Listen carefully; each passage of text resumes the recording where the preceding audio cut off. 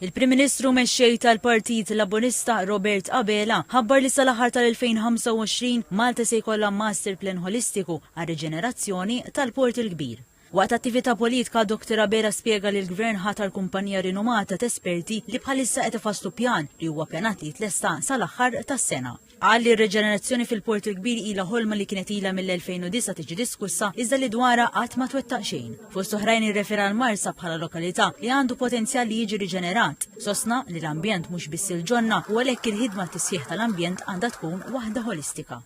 Kompla li dan il-proġett jifforma parti mill-manifest elettorali tal-2022. Dr. Abela sostna li minkejja riżultati tal-istħarriġ politiku riċenti favur il-Partit Laburista, il-partit irid jibqa' jaħdem f'dak li jemmen għax xejn mhu garantit u kollox jista' jinbidel f'sekonda.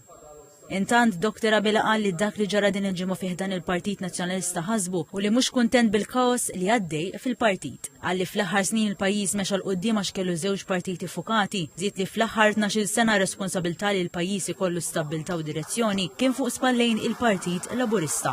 Kompla li llum ir-responsabilità tkompli tikber fuq gvern immexxi mill-Partit Laburista biex jibqa' fukat għal ġid tal-poplu. Dan għaliex fi kliemu bil-ġid igawdi kulħadd imma bil-ħsara u l-mibeda jitkisser kulħadd. Għalli fi żmien it-tmexxija tal-Partit Nazzjonalista kien hemm mijiet ta' nies qiegħda li din ħallithom bla dinjità. Bekk irrimarka li l-pajjiż irid jibqa' jkollu tmexxija soda biex dak li qed jiġri ekonomikament fl-Ewropa ma jiġrix f'Malta u Għawdex. Għalli l-viżjoni ta' Malta snin li ġejjin għandha tmur lil hinn mill-partiġjaniżmu u l-attakki personali. Sostna li hu qatt mhux se jkun favur l-attakk personali għax idajjef il-moviment tal-partit.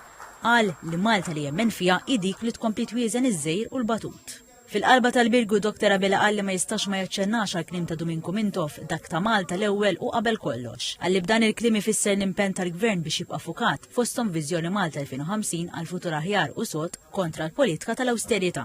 Għalli fil-waqt il-Partit Nazzjonalista biddel il-kapit tiegħu diversi drabi, il-messaġġ tal-politika tiegħu baqa' l-istess u minflok ikun ta' spalla għal poplu irid jabbi l-pis fuqu.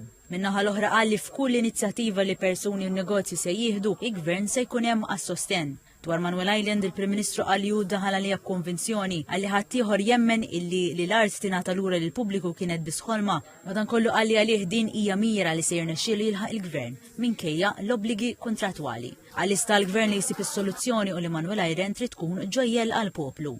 Temm id-diskors baċċenna l-laqda sostna li fl-laqda hemm is-saħħa xi ħaġa li fisser para kruċjali għalih. Għalli laqda tagħti serenità li wieħed jibqa' jieħu l-aqwa deċiżjonijiet fl-aħjar interess tal-pajjiż.